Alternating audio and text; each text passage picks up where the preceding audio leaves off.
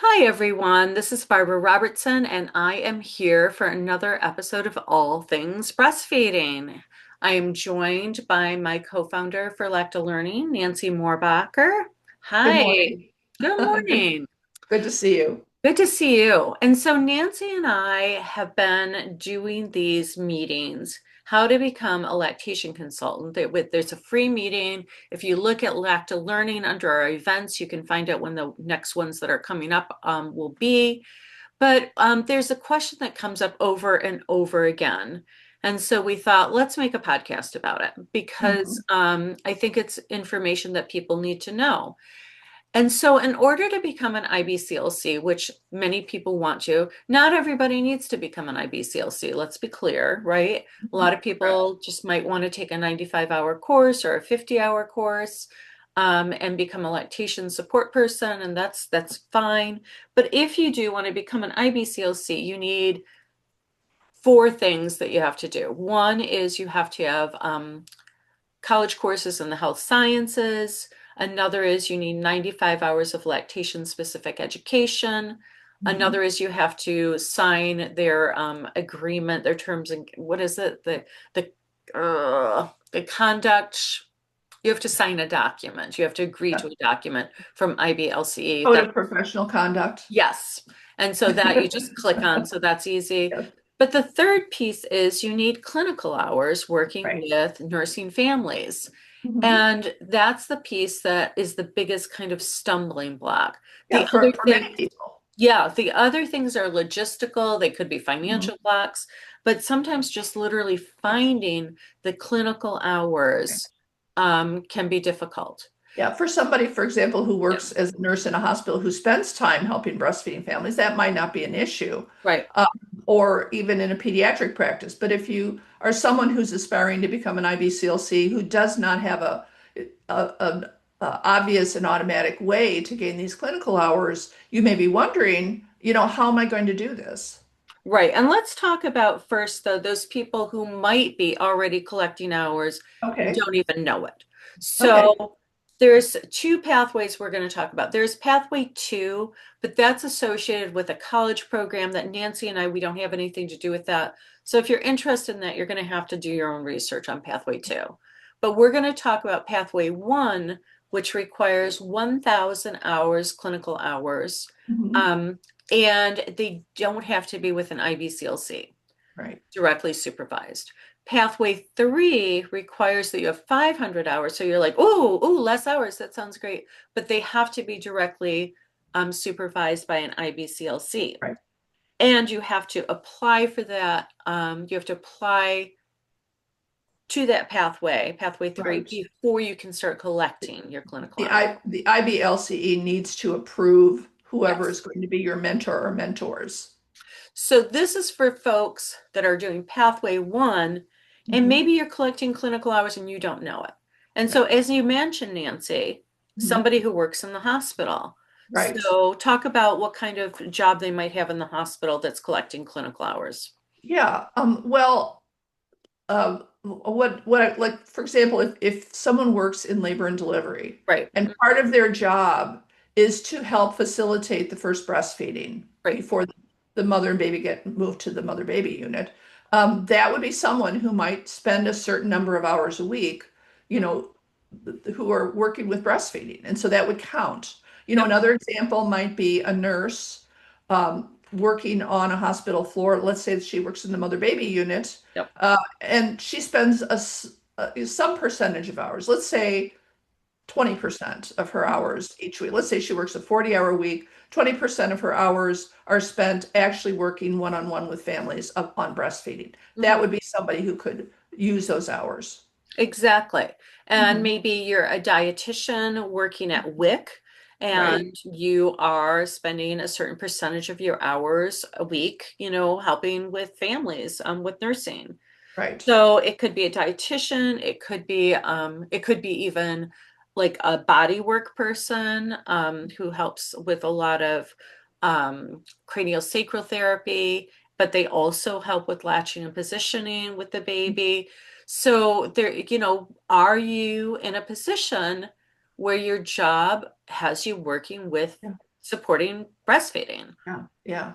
We could Or also have a peer doula. counselors. Yeah. So talk about what kind of peer counselors could be counted in this range. Well, the IBLCE has designated certain organizations. For example, the Leche League is international, Mhm. and you can count the number of hours you spend helping lactating families towards this 1,000 hours. Yep. Um, there's also other organizations that are, geographically located in different places. Breastfeeding USA is another volunteer organization. Quidu is one in Ireland, the Mhm. National Childbirth Trust in the UK, Mhm. the Australian Breastfeeding Association in Australia. So those are some examples of other organizations where the volunteer hours might count towards clinical Right. hours. And breastfeeding, I'm sorry, the Black Mothers Breastfeeding Association in Right, Detroit, right. Reaching Our Mhm. Sisters Everywhere, Rose. So Uh-huh. so looking in your area, and are there organizations that you could volunteer for, well, that you might already be volunteering for? Mhm. You can't count your own hours nursing, which is too Right, bad because we right, certainly put enough time into that.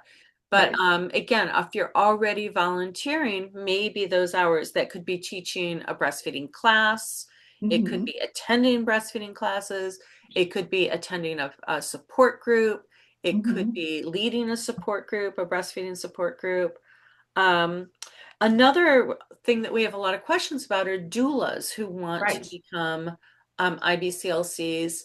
And yes, you can count doula hours. This is what I've been told. You do Mhm. have to keep a more detailed log Right. than the other folks.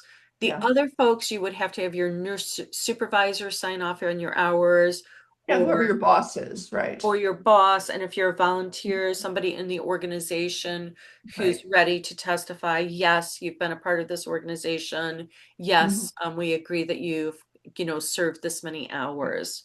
But yeah, for Um, a doula, they would actually have their families right, sign off. exactly. So you would keep a log on Thursday, March Mhm. 25th. I worked with this family with their contact information for so many hours. These are the Mhm. things we worked on. And Right, so it would be a much more detailed log than perhaps the other folks would need to keep. right, right. So, for So, example, a yeah, nurse might just say, I worked labor and delivery. 20% of my 40 hours, and then they would calculate it out and have their supervisor sign. Exactly. Right, Exactly. And these hours, the 1,000 or 500, need to have been completed within the 5 years before you apply for the exam.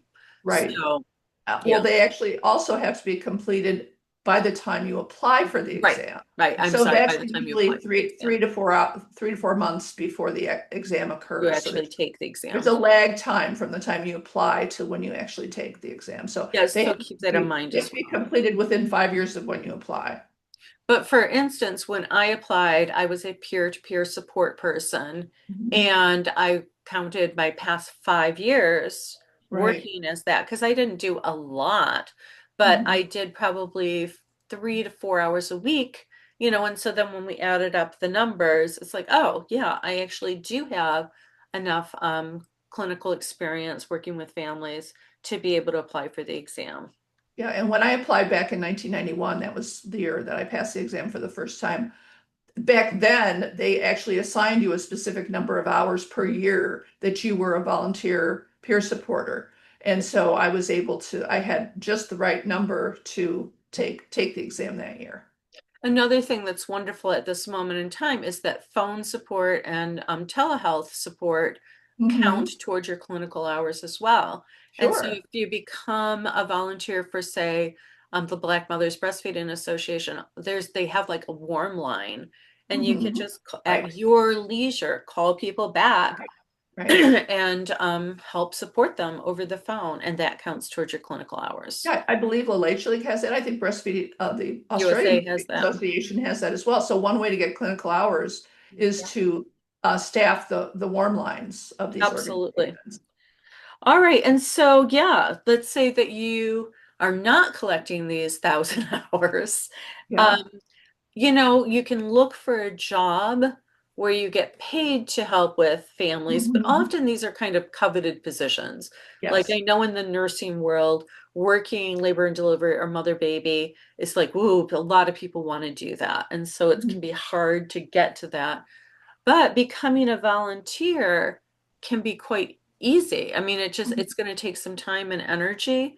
Mhm. Again, Breastfeeding USA, La Leche League, Black Mothers Breastfeeding Association, some of the organizations here in the US. It will take you probably 3 months to a year to become certified under that organization.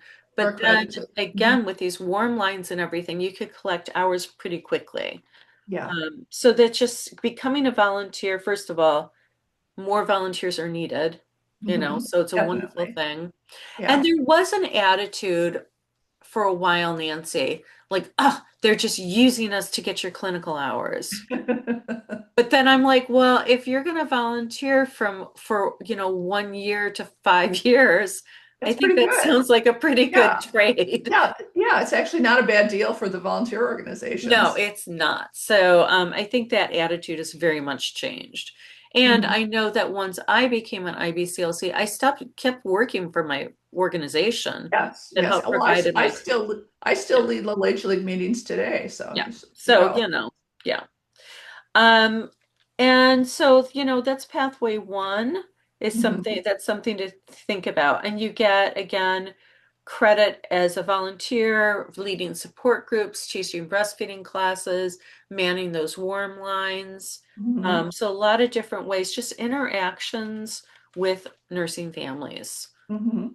All right, pathway three is a little trickier because again, you have to apply for pathway three Right. mentorship, and it Right. isn't considered a mentoring And be relationship. accepted. Mhm. hmm And so, and your mentors have to be IBCLCs. And so you're Right. considered directly supervised by an IBCLC. Both Nancy and I have done this in the past. We've done it for other people. Yes. Exactly. And, so for my people that I mentored, not only did they attend consultations with me and help work with families, but again, they helped teach breastfeeding classes. I have a weekly support group, and so they Mhm. would help with that. So that was a nice, easy 2 hours a week that everybody loved. So, but where do you find these people? Where do you find these IBCLCs to be mentored Yeah. with, Nancy? Yeah. Where would you look? Well, I think the first place to look is in the various breastfeeding organizations Oh, that. hang on, sorry. I'm not ready for that yet. Oh, I'm okay. talking more like, where can we find these IBCLCs? Like, so if you Ah, were looking okay. for pathway If you were three, working with them, okay. yeah, Some of them work in the hospitals, right? some work in private practice, some work with public health. Yeah. So those are I would say the primary places you would Yeah. find them. And you would this is where you let Google be your friend, right? And so you Mhm. Google all the private practice people in your area. Are they interested? Again, it's a pretty good relationship Yeah. um, of the people that I have mentored over the Yeah. years. Three of them actually now work for me Mhm. in my private practice. And others wanted to work in the hospital, so they weren't going to be competition to me. Yeah. Others were 30 minutes away, and so they weren't, Yeah. again, a private practice. Go ahead, set one up over there. I would say though that rather than cold calling people, probably a better, more logical place to meet them is in some of these networking organizations. That is true, but on the other hand, I do have lots of people email me and cold Mhm. call me. And the Uh-huh. thing about that is that you have to, write a nice email. You have to be prepared to say Mhm. something interesting on the phone. Right. And then I You have to win always, them over. yeah, and then I always Yeah. ask for a CV or a resume. And if you Uh-huh. can't get me that, then I'm like, probably not interested. Um, Yeah. Back to the hospital. Yeah. How might you like what would the why would the hospital let me come and Mhm. get my clinical hours with them? Well, I have a friend, Renee, who was the director of lactation for a hospital in New York State, and she would bring in interns. They were volunteers but these were people who had already had their 95-hour course because she didn't want to bring in people who knew nothing. That would be That's, bad. I think, right, also Yes. critical. So yeah, so you want to have at least the 95-hour lactation specific education so that you have the basic information. But Right. she would have people come in and maybe they would help mothers get set up with breast pumps. Maybe they would put together, various kits that they would have available for mothers. They could shadow Renee when she was seeing mothers. So again, I think sometimes in hospitals they will allow that, but only for people who have had their education already. That is another thing that I look for with Mhm. my mentees is Right. that I want to have a level of commitment and seriousness and a level of knowledge. And Mhm. so part of, I want them to take my 95-hour course if Mhm. possible. And so part of our plan is, okay, let's get started on that. And then we're working on that quite quickly so that again, we have that base knowledge. Renee wants people to have that first. Right. So Exactly. people say, well, where should I start? She And it's doesn't want like, to let them loose on a no, no, mother it's knowing nothing. nothing about lactation because the mother could be asking questions Yeah. and they need to have at least basic knowledge about it. Right. And so starting with the 95 hours of lactation Mhm. specific education can Mhm. make you a more attractive Right. candidate. And that also you have to have within the 5 years of applying. Exactly. Right. Mhm. The health For the specific exam. education can be a long time ago, whenever, but Right. those aspects. All right. Yes. So Nancy, now let's talk about what you want to talk about, which is Okay. okay. Because this I think is that it's a pretty straightforward. Like, oh, if you want to do pathway 3, call IBCLCs, blah blah blah. Mhm. But if you don't know anybody, if you're new to Right. the field, Right. how do you get your foot in the door? And Right. so we talk about look for places where they care about lactation. Mhm. You are going to be passionate about it. You want to find your people. So Right. where might these people be? Well, one logical place is, our professional association is ILCA, the Mhm. International Lactation Consultant Right. Association. And most areas, certainly in the United States and also in other places, have what they call ILCA affiliate Right. organizations. So, for example, in Northern Illinois, where I live, we have the Northern Illinois Lactation Consultant Association, or NILCA. Mhm. New York, they have also a NILCA, but it's NYLCA. And they have often regular meetings where you can go in person and meet people. And Yeah. what's great about that is that, you can figure out, I think, relatively quickly if someone is going to be very simpatico with you, or that you like the way they talk, or you just are on the same wavelength when it Mhm. comes to breastfeeding. So it's a great place to meet people, to also learn more and to see what's available in the area. But there's also other organizations as well. For example, in the United States, we have breastfeeding task forces, I think, in every state in the United States. Mhm. In Australia, they have LACANS, the Lactation Consultants of Australia and New Zealand, which covers both countries. And I've spoken at those conferences. In the UK, they have the Lactation Consultants of Great Britain is there, and they have one in Ireland as well, a lactation consultant organization. So Yeah. they often will put on conferences that you can attend and meet people there, but Mhm. they often have regular meetings as well. And I think in other countries in Europe, there are similar organizations.